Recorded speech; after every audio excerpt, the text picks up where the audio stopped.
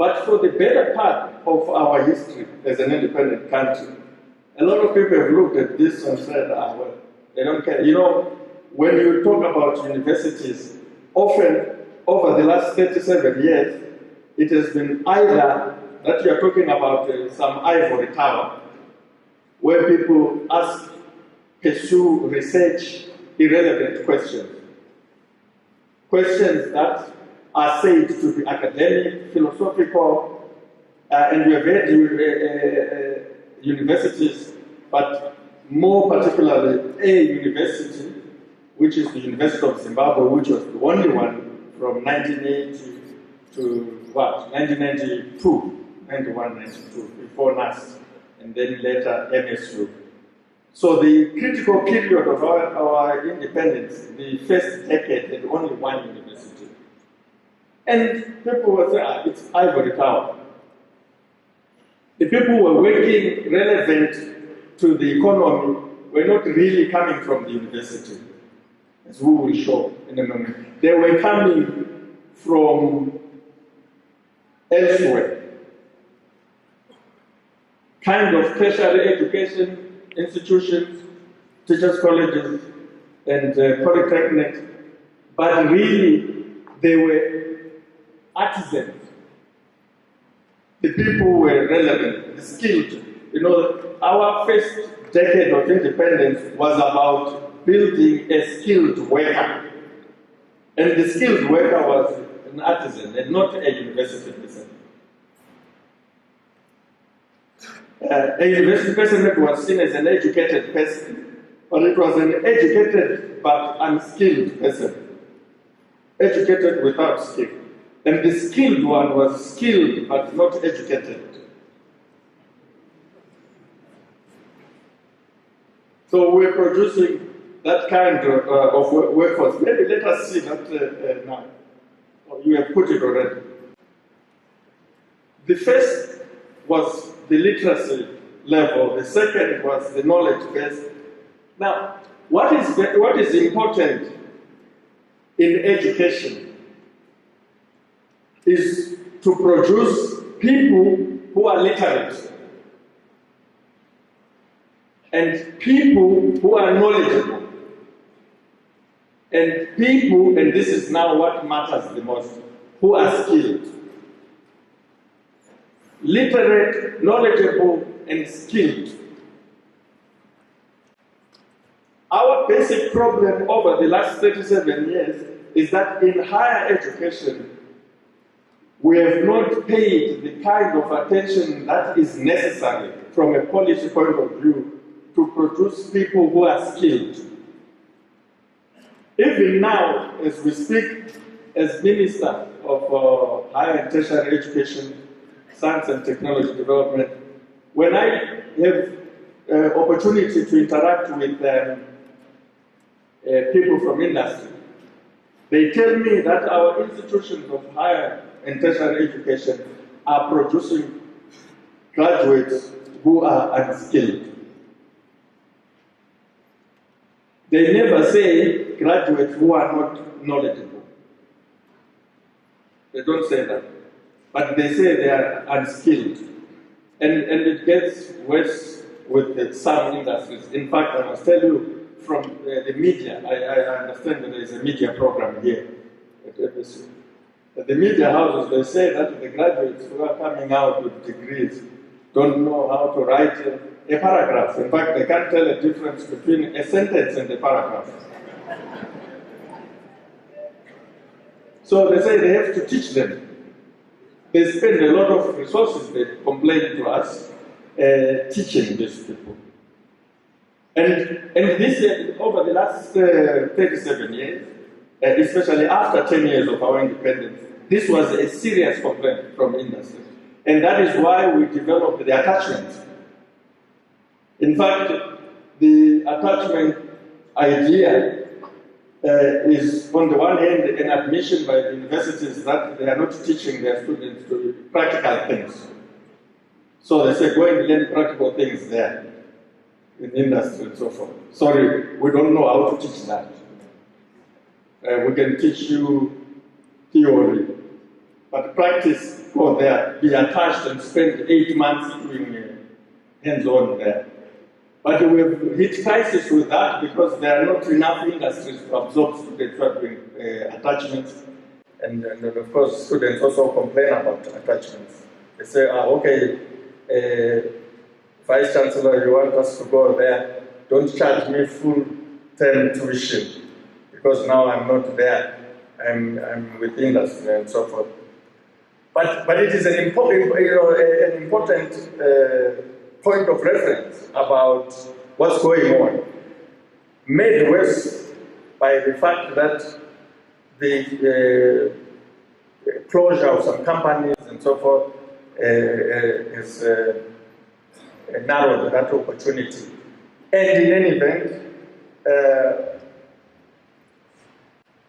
if the industrialization and modernization of our country is the vision before us, then of course the question is, where are the industries that are going to play a leading role in that industrialization exercise? Because industrialization does presume that we have certain key industries.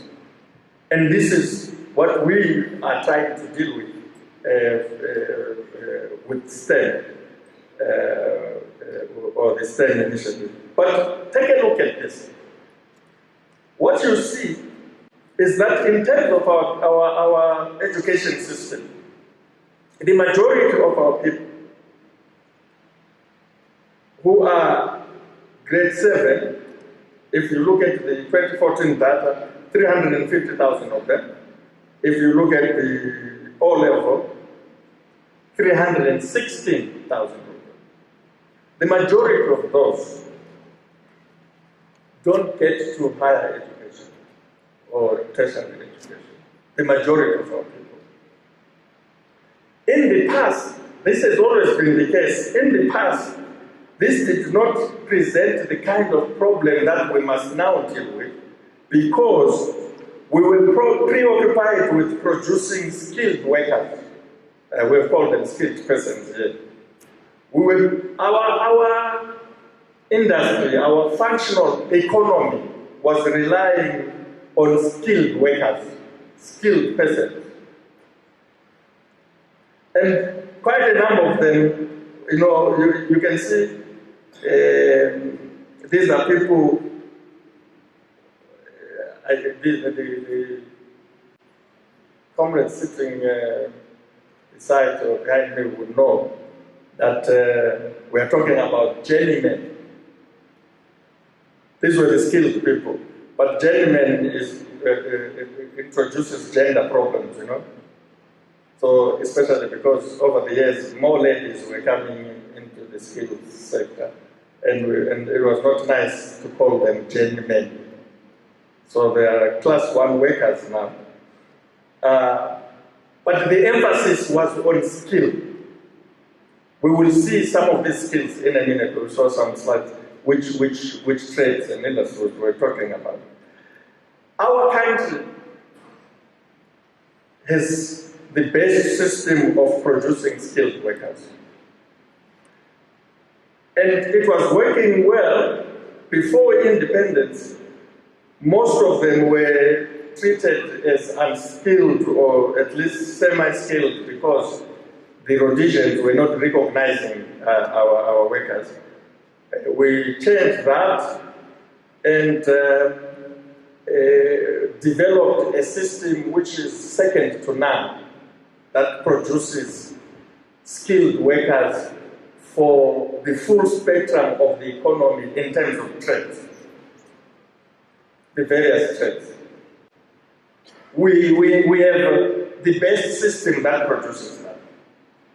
But not enough. So, on the other hand, while we were upgrading the unskilled ones in order to recognize them, we also, at independence, democratized education, primary school, and then, as a consequence of that, secondary school as well. We have the best primary school education because there was a deliberate policy to do that. So the numbers ended up not matching. So now the system of education was bringing or churning out huge numbers. The floodgates opened, and you can see those numbers. But instead of maintaining the old system, this of course has put pressure on the meaning, purpose of higher and tertiary education. If you look at it in terms of this hierarchy, if we were a normal, or in a normal paradigm, these skilled persons would obviously keep going up the hierarchy, isn't it? What would be logical is for them to keep going up the hierarchy. But in fact, that hasn't happened. Because the numbers from primary and secondary have been huge. The training or industrial training centers, few, and this has put pressure on our polytechnics and our teachers' colleges. If, however, you look at our polytechnics, they take students from the 316,000, but they can also take from those who have qualified as artisans. But in particular, if we look at the direct entries, for every O-level school leavers group, we have about 19,000 that go into teachers' colleges or polytechnics. 19,000. This is very few compared to the base they are coming from, 316,000. So we have 19,000 going to polytechnics. And remember, we have only 8 polytechnics and 14 teachers' colleges. But those who do well, at least they get 5 O-levels and want to end up in higher education, they continue to A-level. And their number is, at least using the base for 2014, is 30,000.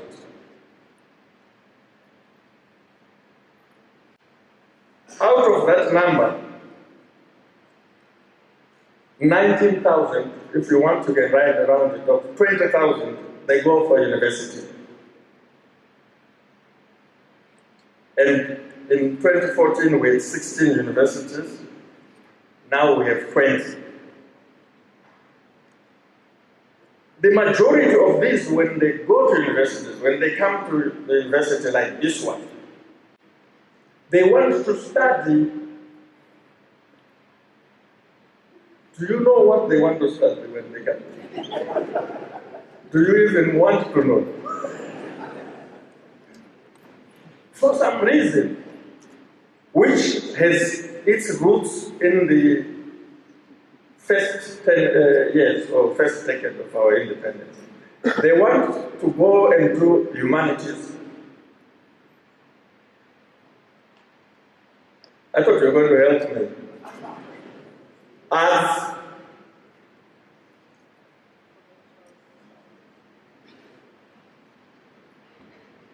whoever said commerce there, I didn't say it, but somebody there is correct. They want to do this. And they want to do this in a manner that is not related to anything in terms of the vision of society we have. Maybe it's related to the vision we had before. I stayed away from discussing that vision. They go and they absorb, well, some want to do media, of course. And they are in huge numbers. When they finish, because they were not informed by any vision of society, they say we want jobs. And then we ask them to do what? No, to pay my bus. And then when the universities realize that there is a situation here, the universities want them. They swell the numbers because they say if you can pay the fees, you're okay. Yeah? But after 4 years, then they say, but jobs. And then they say, okay, when the next group comes, we will introduce a new course, entrepreneurship. That everyone, we don't care what you come and study, political science, sociology, will teach you entrepreneurship. Okay. I mean, I don't know of a serious political scientist who wants to learn entrepreneurship. To do what with entrepreneurship as a political scientist? But it is a half-hearted response to a serious problem. That they come, they enroll, uninformed by any vision of society. They only look at that as an afterthought when they now are carrying a certificate. So then we get lots of people now who are out there, they've gowns, no jobs. Some say, look, we're selling airtime, we're vendors, and so forth. Clearly, that's not the vision of society. We don't teach people to get degrees so that they are vendors.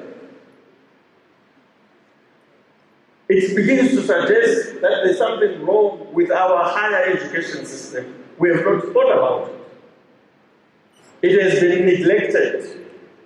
We are still operating on the ivory tower mentality that was the case when there was only one university. And that university was not producing the skilled workers for the economy. The skilled workers holding the economy were coming from industrial training and testing centers. They were artisans. They were the only ones who could boast to be skilled. So, you ask yourself, what is going on? Well, in 2014, when we got this number, we then said, okay, can we find out from universities why they are not enrolling students in sciences? Usually, I know that there are people with science degrees and so forth who say they're not getting jobs and so forth. I think it's an issue to deal with. But you know what? If you believe, as I think we should, that to be educated means being scientific. It means that we should get more and more enrollment that are honest to the scientific pursuit of university. To be knowledgeable should mean you are scientific. Most of these people who have degrees are actually not scientific. They cannot formulate, scientific in terms of their own fields. They say they are political scientists, but we see the politics, we don't see the science. So, we then ask the universities, what is the problem? Why are you not having more enrollments for science? And they say, and we're asking, especially as we were doing in 2014, the science universities. You know, NAS, CAT, UZ, and MSU. We know there is serious science here. So we say, what is the problem? Their answer was, the problem is that there are only, in 2014, 2,500 students who were available for enrollment in science, out of nearly 20,000. In particular, what they were saying is, from the school system, which has done so well, only 2,500 students were coming out with physics, biology, mathematics, chemistry, even computer science. Only 2,500. And they told us that the majority of these 2,500 were recruited by foreign universities. You know, because we have a critically acclaimed higher education, foreign students, foreign universities come to scout our students. Every time, like this time, they are returning. They came here for the O-level and A-level results. They come here. They know that we have a good system. They don't do the same when we are graduating at the university. But when the O-level and A-level graduate, they rush here. Let's take. But we try and graduate, I think last year we graduated, 6,000 or so. A big number. We didn't see the scouts outside, which means they know something about our higher education. Now, we believe that if our higher and tertiary education sector is going to play a strategic role to support industrialization and modernization, we need to shift the focus. We need a vision. We need higher education to link itself up with the national vision of industrialization and modernization. What type of skills are required by an industrial society? And the only sector that can answer that question is higher and tertiary education. What type of skills does an industrial society need? Does it need humanities? Does it need arts? Does it need commerce? I'm talking about driving it and not maintaining it. You understand? And I think this is a question we should start debating openly. We want to encourage a serious discussion about that. We cannot say we want to industrialize and fail to realize that industrialization is a function of skills, appropriate skills. It's not just a function of literacy, not just a function of knowledge, but a function of skills. It is skills driven. And our view is that the skills that are necessary, and this is not to say the only ones, because we understand that a university by definition must be a complete microcosm of society, must fully reflect society. But if we are going to achieve, if we agree that it is important for a country, or that the time has come for a country to industrialize, then the skills that are necessary for that purpose are STEM skills. Are science, technology, engineering, and mathematics. And what we are saying, or the natural implication of that, is that the schools, the excellent achievement in our literacy, must take the next step and produce students who have all those qualities that we now find in the new curriculum that has been designed by primary and secondary school. But critically, they must have science and mathematics. In the past, it was a free-for-all. The people were coming to the university. But we are saying, let us make a conscious, deliberate decision from a reflective focus. Let's discuss. We can't imagine anyone really having a prospect of being educated and skilled if they don't have science and mathematics, especially mathematics.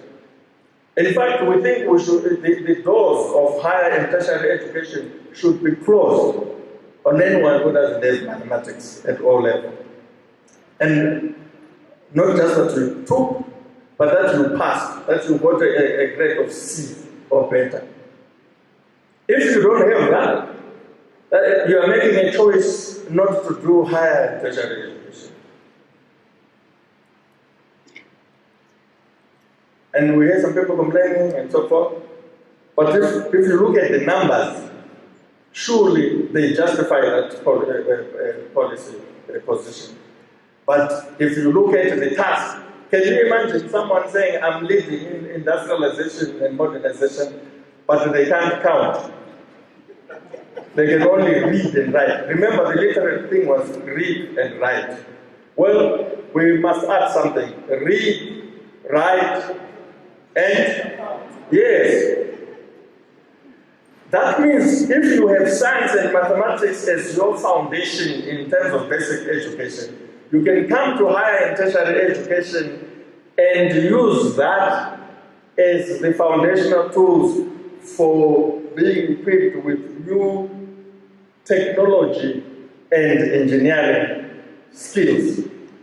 Industrialization requires technological and engineering solutions.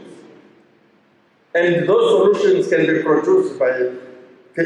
be produced by people who are systematic. So as far as we're concerned, no STEM, no industrialization. It's not possible.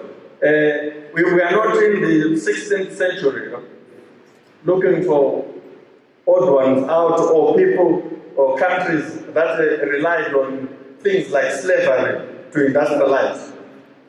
We are going to have to rely on know-how. And we must produce that. And we now have 20 universities. And we have polytechnics and teachers' colleges that are working on or looking at ways of transforming themselves into degree-offering institutions. We now have a community of institutions. In our case, there are 46.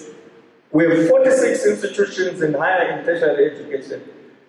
They were not there in 1980. They were not there in 1990. But they are there now. 46. And we can't have them today behaving like 2017 is 1980. They must now review their mandates and understand that those mandates must relate to the national vision, the national objective.